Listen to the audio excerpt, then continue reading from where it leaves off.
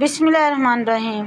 مختار بن ابی عبید ثقیفی ان چند حکمرانوں میں شامل ہے جنہوں نے بنو امیہ کے خلاف تلوار اٹھائی، اور یہ عبد الملک بن مروان کا زمانہ تھا جب مختار ثقفی کو کوفہ پر تسلط حاصل ہوا۔ یہ تابعین میں سے تھا اور اس کے والد حضرت ابو عبید ثقفی رسول اللہ صلی اللہ علیہ وآلہ وسلم کے مشہور صحابی تھے۔ مختار نے 66 ہجری کو حکومت وقت کے خلاف تلوار اٹھائی اور یہ قسم کھائی کہ اگر میں کسی بھی ایسے شخص کو قتل نہ کروں جو کربلا کے واقعے میں ملوث تھا تو مجھ پر خدا کی لعنت ہو۔ یہی وہ قسم تھی جس نے مختار ثقفی کو مقبولیت کی بلندیوں پر پہنچا دیا۔ جب نواسۂ رسول سیدنا حسین نے حضرت مسلم بن عقیل کو کوفہ میں اپنا سفیر مقرر کیا تو مختار ثقفی نے حضرت مسلم بن عقیل کی مہمان نوازی کی۔ اسی دوران یزید نے صحابی رسول کو ہٹا کر ایک سخت دل انسان عبید اللہ ابن زیاد کو کوفہ کا گورنر مقرر کر دیا، جس نے آتے ہی حضرت مسلم بن عقیل کے خلاف محاذ کھڑا کر دیا اور مختار ثقفی سمیت بہت سے لوگوں کو حضرت مسلم بن عقیل کا ساتھ دینے کی وجہ سے جیل میں بند کر دیا، اور پھر دھوکے سے حضرت مسلم کو شہید کر دیا گیا۔ مختار ثقفی جیل میں اسی آس پر تھا کہ نواسۂ رسول حضرت سیدنا امام حسین کے آتے ہی کوفہ کے حالات ٹھیک ہو جائیں گے، لیکن بدقسمتی سے ایسا نہ ہوا اور بالآخر وہ واقعہ پیش آیا کہ جسے تاریخ لکھتے ہوئے بھی خون کے آنسو روتی ہے۔ سیدنا حسین کو شہید کر دیا گیا۔ اس واقعے کے تقریباً 6 سال بعد مختار ثقفی کو کوفہ پر حکومت بنا لی اور قسم کھائی کہ واقعہ کربلا میں ملوث تمام کرداروں کو جہنم واصل کر دوں گا۔ مختار نے کچھ لوگوں کی مدد سے 6000 لوگوں کے ناموں کی فہرست تیار کی جو کہ واقعہ کربلا میں یزیدی فوج تھے، اور تہیہ کر لیا کہ ان میں سے کسی کو زندہ نہ چھوڑے گا، انہیں عبرت کا نشان بنا دے گا۔ آئیے اسی فہرست میں سے کچھ بڑے لعنتیوں کی موت کا ذکر کرتے ہیں جو کہ مختار کے ہاتھوں عبرت کا نشان بنے۔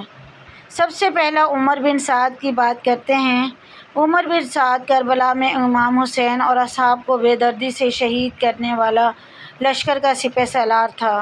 مختار نے عمر بن سعد کو قتل کرنے کا عزم کیا اور کہا میں بہت جلد ان صفات کے حامل شخص کو قتل کر دوں گا کہ جس کا قتل زمین و آسمان اور اس کے تمام رہنے والوں کے لیے خوشنودی کا باعث ہوگا۔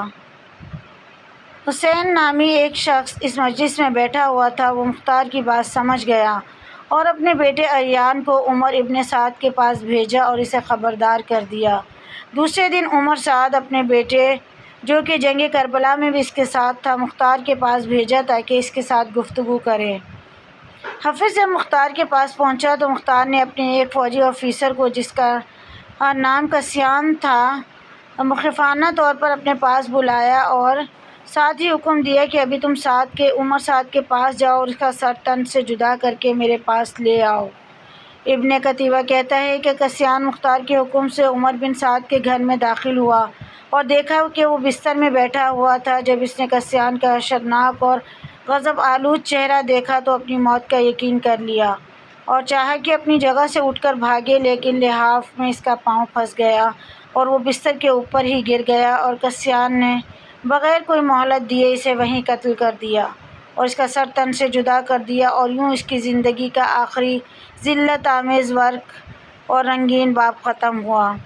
کسیان جب عمر سعد کا منحوس سر لے کر مختار کے پاس آیا تو مختار نے عمر کے بیٹے حفص کو خطاب کر کے کہا اس کٹے سر کے مالک کو جانتے ہو؟ اس نے کہا ہاں، اور اس کے بعد زندگی میں کوئی بھلائی نہیں؟ مختار نے کہا ہاں، تیرے لیے واقعتاً زندگی فائدہ مند رہی، اور حکم دیا کہ اس کا سر بھی جدا کر کے اس کے باپ کے ساتھ رکھ دیا جائے۔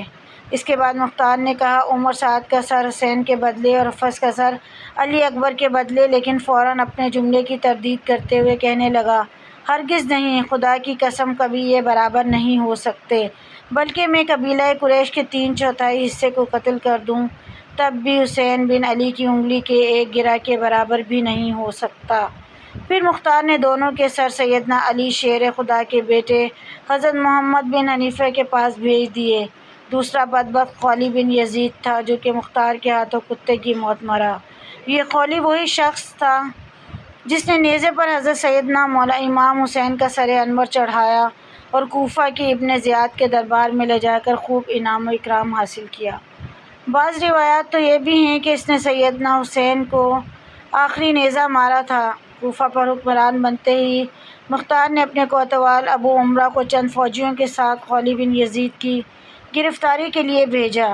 ان فوجیوں نے آ کر خولی کے گھر کو گھیر لیا۔ جب خولی کو علم ہوا تو وہ چھپ گیا اور اپنی بیوی سے کہا، تم ان فوجیوں کو کہنا کہ مجھے خولی کے بارے میں کچھ پتہ نہیں۔ کوتوال نے اپنے فوجیوں کو کہا کہ خولی کے گھر کی تلاشی لو تاکہ پتہ چل سکے کہ خولی گھر میں ہے یا نہیں۔ خولی کی بیوی وہی تھی جس نے سیدنا امام حسین کے سر انور سے پوری رات محبت کی تھی اور خولی پر وہ ناراض تھی۔ جب سپاہیوں کو خولی نہ ملا تو بیوی نے ہاتھ کے اشارے سے بتایا کہ خولی وہاں چھپا ہے اور منہ سے کہنے لگی کہ خولی گھر پر نہیں ہے۔ خولی سر پر ایک ٹوکرا لیے چھپا ہوا ہے، اس کو گرفتار کر کے لے آ رہے تھے کہ راستے میں ہی مختار ثقفی مل گیا۔ وہاں ہی مختار نے خولی کے گھر والوں کو بلا کر سب کے سامنے اس کے سر کو جدا کر دیا، پھر اس کو آگ میں پھینک دیا۔ جب تک خولی کا جسم جل کر راکھ نہ ہوا تھا تب تک مختار اپنی جگہ سے نہ ہلا۔ پھر اپنی فوجیوں سے کہا کہ اس راکھ کو ہوا میں اڑا دو تاکہ اس بدبخت کی خاک کا بوجھ زمین سے کم ہو سکے۔ اب بات کرتے ہیں شمر کے انجام کی۔ واقعہ کربلا میں شمر کا کردار بہت نمایاں تھا۔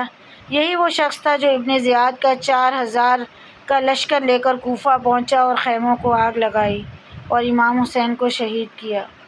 سن 66 ہجری مختار ثقفی نے قیام کیا تو شمر نے ان کے خلاف ہونے والی جنگ میں شرکت کی، لیکن مختار ثقفی نے شمر سمیت ابو عمرہ کو کوفہ میں ہونے والی جنگ میں شکست دی۔ مختار ثقفی نے ارادہ کیا تھا کہ وہ کربلا کی جنگ میں شریک ہر یزیدی کمانڈر کو قتل کر دے گا اور اہل بیت کے پاک گھرانے کا بدلہ لے گا۔ شکست کے بعد شمر کوفہ سے فرار ہو گیا، لیکن مختار ثقفی نے خاص طور پر اپنے غلام ضربی کو ایک دستہ فوجیوں کا دے کر اس کے پیچھے بھیجا، لیکن شمر نے مختار ثقفی کے غلام اور اس دستے کو قتل کر دیا۔ پھر مختار خود اس مہم پر نکلے اور شمر کو گھیر کر اس کو قتل کر دیا۔ اس کا سر گردن سے اتار کر کالا کر کے نیزے پر لٹکا کر پورے کوفہ میں گھمایا گیا اور اس کے دھڑ کو پہلے کھولتے ہوئے تیل کی دیگ میں ڈالا گیا اور پھر کوفہ کے بازار میں جنگلی کتوں کے آگے ڈال دیا گیا اور پھر شمر کا سر محمد بن حنفیہ کے پاس مدینہ بھجوا دیا۔ اب زیاد کوفہ کا گورنر تھا جس نے حضرت مسلم بن عقیل کو شہید کیا تھا اور امام حسین کے کربلا میں اپنی فوج بھیجی۔ اسی کے حکم پر پانی بند کیا گیا اور اسی کے خط کی روشنی میں کربلا کا واقعہ وقوع پذیر ہوا۔ مروان کی حکومت میں ہی سلمان بن سعد خزاعی نے توابین قائم کیا جو کہ کوفے کے توبہ کرنے والوں پر مشتمل تھے جو نواسۂ رسول حضرت امام حسین کی شہادت کا بدلہ لینا چاہتے تھے۔ مروان نے ابن زیاد کو ہی توابین کے مقابلے کے لیے بھیجا۔ 65 قمری میں مروان کی موت واقع ہو گئی، لیکن ابن زیاد نے پیش قدمی جاری رکھی اور عین الوداع کے مقام پر توابین کو شکست دی۔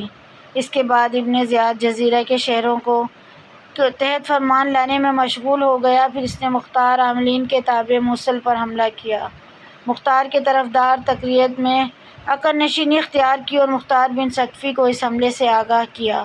مختار نے اپنی سپاہ بھیجی جس نے ابن زیاد کی بھیجی ہوئی فوج کو شکست سے دوچار کیا۔ چنانچہ مختار ثقفی کے لشکر کی کامیابی کے بعد ابن زیاد نے بدلہ لینے کے لیے ان پر حملہ کیا، جبکہ اس بار مختار ثقفی نے ابن زیاد کے مقابلے کے لیے ابراہیم بن مالک اشترا کو بھیجا۔ چنانچہ دریائے خازر کے ساحل کے نزدیک موصل سے 5 فلاح کے فاصلے پر عراقیوں اور شامیوں کی بہت بڑی جنگ ہوئی، جس میں محرم 67 ہجری کو ابن زیاد نے شکست کھائی، جس پر ابن زیاد کا قتل ہوا۔ عبید اللہ ابن زیاد اور اس کے ساتھیوں کے سر تن سے جدا کر کے مختار ثقفی کے پاس بھیجے گئے، جن کو عبرت حاصل کرنے کے لیے ایک اسی مسجد اور اسی جگہ پر رکھا گیا جہاں حضرت سید کا سر اقدس رکھا گیا تھا۔ اب یہاں ابن زیاد کے سر کے ساتھ ایک نہایت غیر معمولی واقعہ پیش آتا ہے کہ جس کو سن کر آج بھی دشمنان اہل بیت کانپ اٹھتے ہیں۔ یہ واقعہ جامع ترمذی میں 3780 پر درج ہے۔ حضرت عمارہ بن عمیر تابعی بیان کرتے ہیں، جب مختار ثقفی کی فوج کی جانب سے جنگ کے بعد یزید کے عراقی گورنر عبید اللہ ابن زیاد اور اس کے ساتھیوں کے سر کاٹ کر لائے گئے تو ان سروں کو ایک قطار میں مسجد میں لوگوں کی عبرت کے لیے رکھ دیا گیا۔ حضرت عمارہ فرماتے ہیں کہ جب میں مسجد میں پہنچا تو لوگ کسی خوفناک شے کو کہہ رہے تھے، وہ آیا، وہ آیا۔ اچانک میں نے دیکھا کہ ایک سانپ جو سروں کے درمیان سے گزرتا ہوا عبید اللہ ابن زیاد کے نتنوں میں گھس گیا اور تھوڑی دیر اس کے سر میں رکا، پھر منہ سے نکل کر غائب ہو گیا۔ کچھ دیر بعد دوبارہ شور برپا ہوا، وہ آیا، وہ آیا۔ حضرت عمارہ تابعی فرماتے ہیں کہ اسی طرح سانپ نے 2 یا 3 بار یہ عمل دہرایا۔ حکیم بن طفیل طائی نے عباس علمدار کے لباس پر قبضہ کیا تھا۔ امام حسین رضی اللہ تعالیٰ عنہ کو تیر مارے تھے۔ مختار نے اپنے سپاہیوں کو ان کی گرفتاری کے لیے بھیجا تو جب وہ اس کو پکڑ کر لا رہے تھے تو اس کے حکیم کے گھر والے عدی بن حاتم کو حاتم طائی کا بیٹا تھا، اس کے گھر والے اس کے پاس گئے۔ انہوں نے کہا کہ تم مختار سے سفارش کرنے لگا۔ مختار عدی کے ساتھ بہت ہی عزت کے ساتھ پیش آیا۔ مختار نے اس کو پاس بٹھایا۔ عدی نے اپنے آنے کی وجہ بتائی تو مختار نے کہا، آپ محمد صلی اللہ علیہ وآلہ وسلم کے نواسے کے قاتلوں کے بارے میں سفارش کرتے ہیں؟ اس نے کہا کہ حکیم پر جھوٹا الزام ہے۔ مختار نے کہا کہ اچھا، ہم اس کو چھوڑ دیں گے۔ سپاہیوں کو راستے میں ہی معلوم پڑ گیا تھا کہ عدی حکیم کی سفارش لے کر مختار کے پاس چلا گیا ہے، اس لیے سپاہیوں نے راستے میں ہی حکیم کو قتل کر ڈالا تھا۔ اس کو نشانہ عبرت اس طرح بنایا گیا کہ اس کو ایک کمرے میں بند کیا گیا۔